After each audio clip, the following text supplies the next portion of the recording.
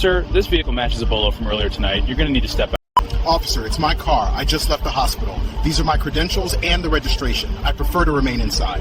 I said step out of the car. I understand, but I'd like a supervisor present before we go any further. Why? For everyone's safety. They yanked a black man out of a $90,000 car on his own street. They called him a thief. They told him to stop acting smart. He stayed calm, that he stayed quiet. What they didn't know, what nobody on that street knew, was that the man they were about to arrest had saved more lives than the entire police force combined.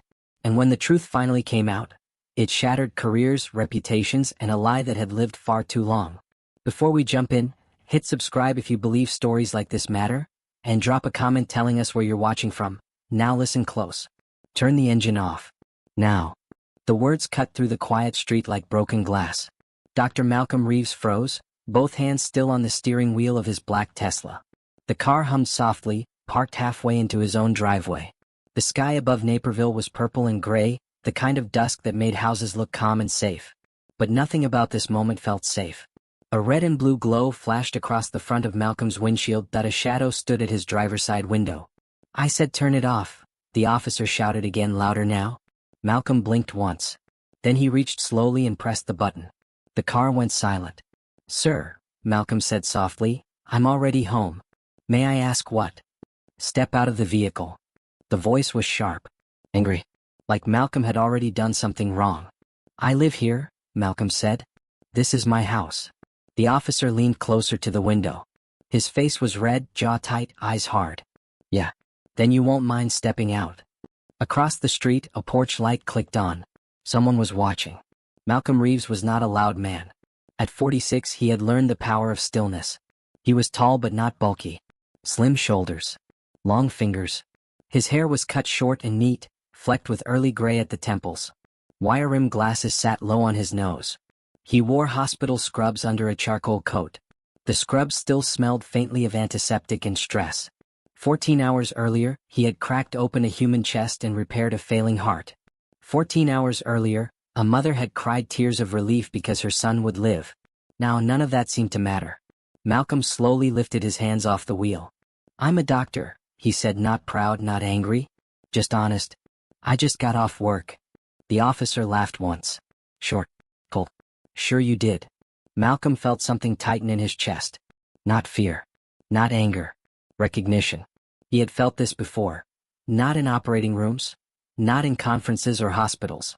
But here. In moments like this. "Step out of the car," the officer repeated. Malcolm opened the door and stepped onto the driveway. The cold air hit his face. His legs ached. His back burned from hours bent over an operating table. The officer's name badge read, Kyle Brenner.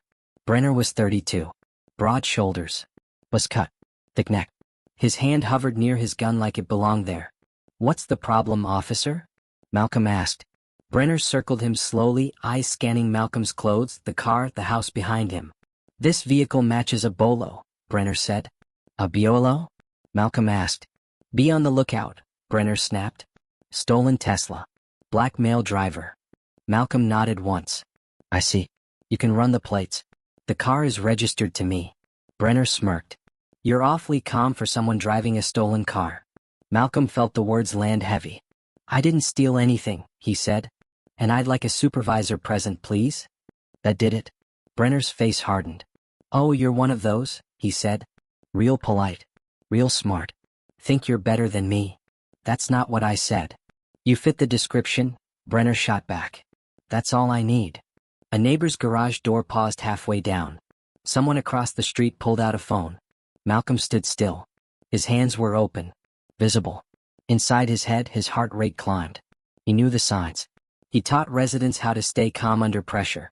But this pressure was different. This pressure had a gun attached to it.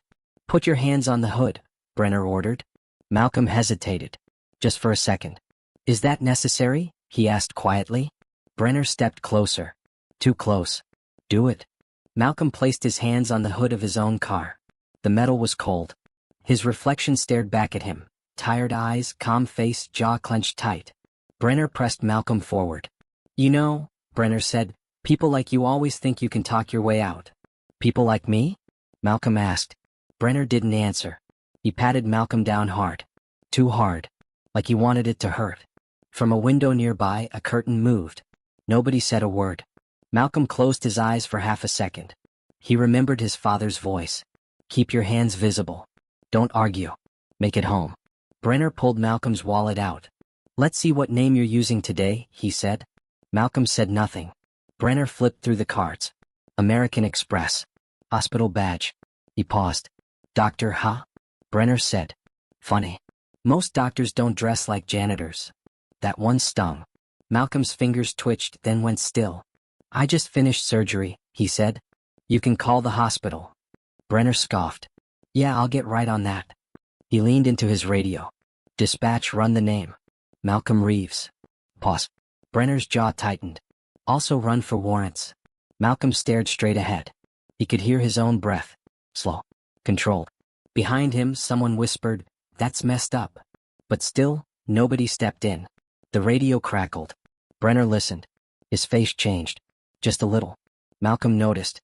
Brenner turned back. His voice dropped. Step away from the vehicle, he said. For what reason? Malcolm asked. You're being detained. On what grounds? Brenner's hand touched his cuffs. Resisting. Malcolm laughed once. Soft. Broken. I haven't resisted anything. Brenner moved closer. You don't know when to shut up, he said. That's when another set of headlights pulled up. A black SUV. No sirens. No lights. Just presence. Brenner glanced over his shoulder, annoyed. Who the hell is that? The SUV door opened, and everything began to change. A man stepped out of the SUV. Older. Gray hair. Dark coat. He didn't rush. He didn't shout. He simply looked at Malcolm. Then at Brenner. Then he said 4 words that made the street go silent. Dr. Reeves? Are you okay? Malcolm slowly turned his head. And for the first time that night, he allowed himself to breathe. The man from the black SUV didn't raise his voice. He didn't flash a badge. He didn't rush. He simply stood there, calm as stone, like someone who knew exactly how this would end. Officer Kyle Brenner straightened up. His hand slid off his cuffs. Sir, Brenner said, forcing a tight smile, this is an active police stop. The man looked at Brenner the way a teacher looks at a student who already failed the test. I know, he said. That's why I came. He turned back to Malcolm. Dr. Reeves, he said again, softer now, are you hurt? Malcolm shook his head once. No. The man nodded. Then he reached into his coat and pulled out a phone. He didn't dial. He handed it to Brenner. Call the number on the screen. Brenner hesitated. I don't have to. Call it, the man said. Something in his tone made Brenner obey. He lifted the phone to his ear. His face changed fast. Color drained from it. Yes, sir, Brenner said. Yes, I understand. He lowered the phone slowly. Behind him, more cars were pulling up. Unmarked. Quiet. Heavy. Neighbors stepped out onto porches now. Phones up. Mouths open. Malcolm turned to the man. Frank, he said. Frank Holloway smiled just a little. Still saving lives, Malcolm, he said. Frank Holloway was not just a friend. He was the chief medical liaison for the state of Illinois, former Marine, advisor to governors, the man who signed off on emergency hospital funding during disasters. And Malcolm Reeves? Malcolm Reeves was the lead cardiothoracic surgeon at one of the most powerful medical centers in the Midwest. He wasn't just a doctor. He was the man who trained half the surgeons in this state. The man who had operated on senators, judges, police chiefs. The man who had saved Frank Holloway's life 6 years ago after a heart attack no one else thought he'd survive. Frank turned to Brenner. Do you know who you just detained? He asked. Brenner swallowed. Sir, You accused him of stealing his own car, Frank continued. On his own street. Brenner tried to speak. Nothing came out. Another car door opened. A woman stepped out. Tall, sharp suit, silver hair. Malcolm recognized her instantly. Evelyn Cross, Deputy Director of Internal Affairs. She walked straight toward them. Officer Brenner, she said. Turn on your body cam. It's already on, Brenner said, voice shaking. Good, she replied. Because you're going to explain, right now, why a respected surgeon was treated like a criminal. Silence. The kind that hurts. Brenner tried to stand tall. He matched the description, he said weakly. Evelyn tilted her head. What description? Brenner opened his mouth. Nothing. Frank stepped in. Blackmail, he said. That was the description, wasn't it? Brenner looked down. Yes, he whispered. Evelyn crossed her arms.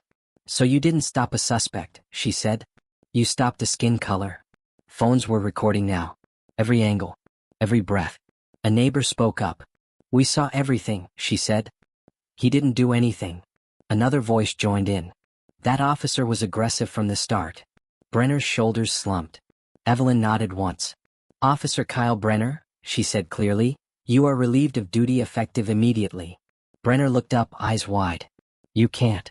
I can, she said. And I am. She turned to Malcolm. Dr. Reeves, she said, on behalf of this department, I apologize. Malcolm didn't smile. He didn't gloat. He simply nodded. I accept, he said. But this isn't about me. Evelyn paused.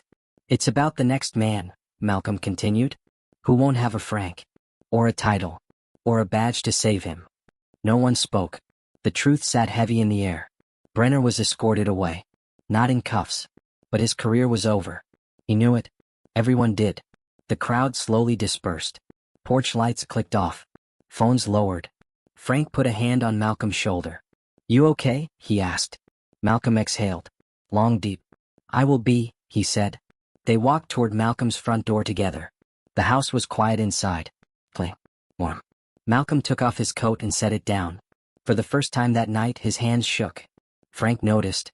You didn't deserve that, Frank said. Malcolm leaned against the wall. I know, he said. But knowing doesn't stop it. He closed his eyes. I save lives all day, he said softly. And still, I'm just a description. Frank said nothing. There was nothing to say. The next morning, the video was everywhere. But Malcolm didn't watch it. He went back to work. Another surgery. Another heart. As he scrubbed in, a young black intern looked at him with wide eyes. That was you, the intern said. On the video. Malcolm nodded. The intern hesitated. How do you keep going? Malcolm thought for a moment. Then he said, because someone has to live long enough to change the story. And then he walked into the operating room. If this story moved you even a little, subscribe to the channel so more voices are heard, and tell us in the comments. Have you ever been judged before you were known? Your story matters.